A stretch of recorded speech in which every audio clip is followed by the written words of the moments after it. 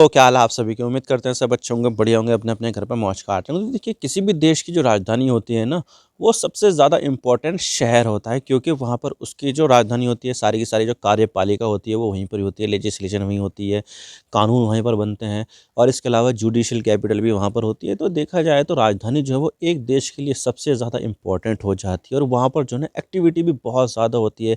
Financial activity तो होती है, लेकिन साथ में यहाँ पर जो कानून वगैरह ये सब चीज़ें होती है वो भी यहाँ पर ज़्यादा होती है। कोई प्रोटेस्ट करने आ जाता है तो सबसे पहले वो क्या सोचता है कि भाई हम जब यहाँ पर कैपिटल में जाएंगे, राजधानी में जाएंगे, तब ये हमारी बात सुनी जाएगी। जैसे कि यहाँ पर जो किसान आंदोलन होता है अक्सर करके, वो वहाँ पर होता है, और कई दूसरे शहरों में भी जब भी यहाँ पर बड़े प्रोटेस्ट होते हैं तो वो यहाँ पर ज़्यादातर उसकी राजधानी में ही होते हैं। तो राजधानी जो होती है ना वो सबसे ज़्यादा इम्पोर्टेंट हो जाती है। लेकिन यहाँ पर कई बार हमने देखा है कि बहुत सारे जो देश होते हैं ना, वो अपनी राजधानी चेंज भी कर देते हैं। जैसे कि यहाँ पर पाकिस्तान कर चुका है। पाकिस्तान की पहले जब राजधानी थी वो थी कराची। आज़ादी के समय कराची थी, लेकिन फिर बाद में उसको ऐसा लगा कि भाई यहाँ पर जो है ना अपनी राजधानी बदल देनी चाहिए, क्योंकि ये जो है ना सुरक्षा के लिए सही नहीं है। तो उन्होंने यहाँ पर कराची से बदलकर इस्लामाबाद कर दी। और कई सारे और दूसरे देश हैं, जैसे कि ब्राज़ील की राजधानी पहले रियो डी जनेरो थी, लेकिन फिर बाद में उन्होंने ब्रासीलिया कर दी। और इंडिया की भी मैं बात करूँ, इंडिया ने भी यहाँ पर ऐसा कर चुका है। इंडिया की राजधानी पहले यहाँ पर कोलकाता थी, फिर बाद में यहाँ पर दिल्ली। हालांकि देखा जाए तो ये सब जो किया गया वो ब्रिटिश राज के दौरान किया गया, लेकिन यहाँ पर फिर भी राजधानी तो बदली गई। इसी तरह से यहाँ पर इंडोनेशिया भी बदल रहा है अपनी राजधानी। और यहाँ पर जो म्यांमार है, भारत का पड़ोसी देश, उसने भी यहाँ पर जो है ना राजधानी बदली। पहले रंगून थी, अब नेपिडा है। इसके अलावा जो इजिप्ट है, वो भी अपनी राजधानी बदल रहा है। यहाँ पर जो है ना अभी फ़िलहाल तो कायरो है, लेकिन यहाँ पर एक अलग राजधानी बनाई जा रही है, कायरो से थोड़ा सा अलग। उसका नाम है न्यू कायरो सिटी, तो वो यहाँ पर इजिप्ट की राजधानी होगी। तो कई सारे देश यहाँ पर जो है ना अपनी राजधानी बदल देते हैं। बहुत सारी जो चीज़ें आ जाती है उनके सामने, चुनौती आ जाती है, या फिर जो है ना वो शहर जो है ना राजधानी लायक रहता नहीं है तो बदल देते हैं। ठीक इसी तरह से अब यहाँ पर ईरान भी अपनी राजधानी बदलने वाला है। ईरान की जो राजधानी है तेहरान, वो तो आपको पता ही है, लेकिन अब यहाँ पर जो है ना ईरान अपनी राजधानी बदलकर मकरान रीजन, जो यहाँ पर साउथ में है, चाबहार में है, वो यहाँ पर जो है ना हो जाएगी। वहाँ पर जो है ना नई राजधानी डेवलप की जाएगी। तो आज इसके बारे में पूरी डिटेल के साथ बात करते हैं। भाई यहाँ पर जो ईरान है वो अपनी राजधानी बदल क्यों रहा है, क्यों यहाँ पर जो है ना चाबहार के पास ही यहाँ पर अपनी राजधानी बनाने वाला है, सब बात करते हैं। लेकिन उससे पहले अगर आप चैनल पर नए हो ना, सब्सक्राइब जरूर कर देना। वीडियो को चाहे लाइक करो डिसलाइक करो, लेकिन चैनल को सब्सक्राइब जरूर कर देना। तो चलो शुरू कर दो। तो सबसे पहले देख लेते हैं कि ये जो मकरान रीजन है वो कहाँ है। मकरान रीजन एग्जैक्टली वहीं पर ये जहाँ पर चाबहार पोर्ट है, और इस पोर्ट को यहाँ पर इंडिया मैनेज करता है। जी हाँ, इंडिया ईरान के पोर्ट को मैनेज करता है। वहाँ का जो भी लॉजिस्टिक्स है वो यहाँ पर इंडिया मैनेज करता है। तो ये जो मकरान रीजन है ना, उसी में ही चाबहार आता है। चाबहार जो है ना एक बे में है स्थित है। आप देख सकते हैं कि जो मैं बे दिखा देता हूँ ना, बे एक नेचुरल पोर्ट भी यहाँ पर बन जाता है, जिसकी वजह से यहाँ पर जो ना लहरें हैं वो यहाँ पर आसानी से इतनी आगे तक नहीं जा पाएंगी। जिससे क्या होता है कि स्ट्रेटेजिकल एडवांटेज यहाँ पर जो ना उसको मिल जाता है कि भाई यहाँ पर जो लहरें नहीं आएंगी, तो इसकी वजह से यहाँ पर लोडिंग अनलोडिंग जो है ना वो बहुत ज़्यादा आसान हो जाती है। तो यहाँ पर जो है ना इस तरह से जो ईरान है वो यहाँ पर चाबहार पोर्ट का फ़ायदा उठाता है। तो इसकी वजह से यहाँ पर इंडिया को भी फ़ायदा होता है। तो यहाँ पर जो है ना मूव कराने का मकसद यहाँ पर ये है कि यहाँ पर जो है ना स्ट्रेटेजिकली काफ़ी ज़्यादा बेनिफिट ईरान को होने वाला है। और इसके अलावा यहाँ पर जो तेहरान है वो 200 साल से यहाँ पर ईरान की कैपिटल है। पिछले 200 साल से तेहरान ही यहाँ पर ईरान की कैपिटल है। और उस समय से जब यहाँ पर इंडिया भी जो है ना इंडिया नहीं होता था, बल्कि 56 देश यहाँ पर जो है ना होते थे। थैंक्स फॉर ब्रिटिश, उन्होंने यहाँ पर जो है ना यूनाइट किया, और फिर उसके बाद यहाँ पर एक यूनाइटेड इंडिया बना। उसके बाद यहाँ पर कई सारे देश उससे अलग हो गए, वो बात की बात है। लेकिन यहाँ पर जो है ना 56 देश इंडिया में होते थे, तब से यहाँ पर जो है ना ईरान की कैपिटल जो है वो तेहरान है। तो तेहरान के पास जो है ना रिसोर्सेज की कमी लगातार होती जा रही है। इतने लंबे समय से कैपिटल है, तो वो क्या होता है कि जब अर्बनाइजेशन होता है, अर्बनाइजेशन तो यहाँ पर पूरी दुनिया में ही हो रहा है कि भाई लोग गाँव से, छोटे शहरों से जो है ना निकल कर बड़े शहरों की तरफ जा रहे थे। ठीक ऐसे यहाँ पर ईरान के साथ हो रहा था। और ईरान में भी यहाँ पर अर्बनाइजेशन बहुत तेज़ी के साथ हो रहा था, जिससे क्या होता था कि जो बड़े शहर होते थे, जैसे कि ये जो तेहरान है, तेहरान ईरान का सबसे बड़ा शहर है। तो तेहरान जो है ना वो काफ़ी ज़्यादा डेंस हो गया था, पॉपुलेशन बहुत ज़्यादा हो गई थी उसमें। और इतनी ज़्यादा पॉपुलेशन हो रही थी कि भाई यहाँ पर जो रिसोर्सेज है उसको मैनेज भी नहीं किया जा रहा था। कि भाई जो रिसोर्सेज होते थे वो यहाँ पर जो है ना बहुत ज़्यादा वेस्ट भी हो जाते थे, और यहाँ पर सही से उनका डिस्ट्रीब्यूशन भी नहीं होता था। पानी की बहुत ज़्यादा प्रॉब्लम थी वहाँ पर। आपको तो पता ही है कि ईरान काफ़ी ज़्यादा सूखा देश है।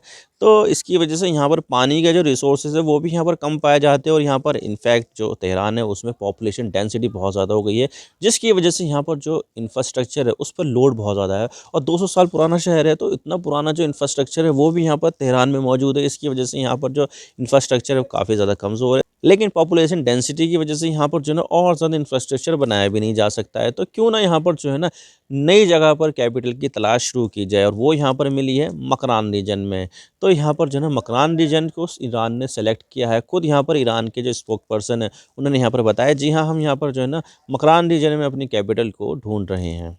लेकिन अब सवाल यहाँ पर ये आता है कि ईरान की 1000 किलोमीटर से भी ज़्यादा की कॉस्ट लाइन है, लेकिन उसने यहाँ पर सिर्फ और सिर्फ चाबहार को क्यों चूज़ किया? बाकी जगह को भी जो चूज़ कर सकता है, जैसे कि बंदर अब्बास है और भी दूसरे शहर है जो यहाँ पर जो है ना राजधानी बन सकती थी, लेकिन यहाँ पर जो है ना सिर्फ और सिर्फ चाबहार के आसपास ही क्यों इसको सेलेक्ट किया गया? तो देखिए उसकी जो है स्ट्रेटेजिक इंपॉर्टेंस है। एक तो ये है कि ये जो एरिया है वो पूरा पूरा समंदर से जुड़ा हुआ है, जिसकी वजह से जो इकोनॉमिक एक्टिविटीज़ है और यहाँ पर इम्पोर्ट एक्सपोर्ट है वो बहुत ज़्यादा आसानी के साथ किया जा सकता है, और उसको ओवरलुक यहाँ पर आसानी के साथ किया जा सकता है। और इसके अलावा यहाँ पर जो तेहरान है वो यहाँ पर देखा जाए तो नॉर्थ की तरफ है, जबकि जो रिसोर्सेज है ना ईरान के वो ज़्यादातर साउथ में है। जैसे कि जो पेट्रोलियम के जो वो भंडार है वो यहाँ पर साउथ में है, गैस के भंडार वो साउथ में है, जिसकी वजह से यहाँ पर जो उसका जो लॉजिस्टिक्स का खर्चा है वो बहुत ज़्यादा आ रहा था उसको, कि भाई यहाँ पर पहले ही यहाँ से निकालो साउथ से, फिर उसको जो है ना टैंकर के ज़रिए पाइपलाइन के ज़रिए यहाँ पर जो है ना वहाँ पर पहुँचाओ तेहरान में। तो इससे यहाँ पर बहुत ज़्यादा खर्चा आ रहा था। और आपको तो पता ही है कि ईरान के ऊपर कितने ज़्यादा सैंक्शन है, उसकी जो इकोनॉमी की हालात है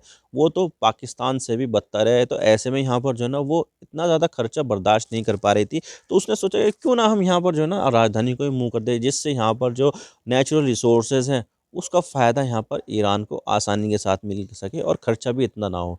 तो यहाँ पर जो है ना ईरान बिल्कुल ऐसा करने वाला है, और यहाँ पर अपनी जो राजधानी है वो यहाँ पर मकरान रीजन में सेट कर देगा। अब इसका नाम क्या होगा अभी तो इसका आइडिया नहीं है, लेकिन यहाँ पर बहुत जल्द इसका नाम भी पता चल जाएगा। लेकिन राजधानी डेवलप करना इतना आसान भी नहीं होता है, उसमें यहाँ पर कई साल लग जाते हैं, और अभी यहाँ पर इंतज़ार करना होगा कि राजधानी जो है ना वो कब बनती है, कौन सी जगह पर जो है ना बनती है, और उसका नाम क्या होगा, कितनी बड़ा होगा, ये कितना यहाँ पर खर्चा आएगा, वो सब यहाँ पर जो है ना अभी तो वक्त ही बताएगा।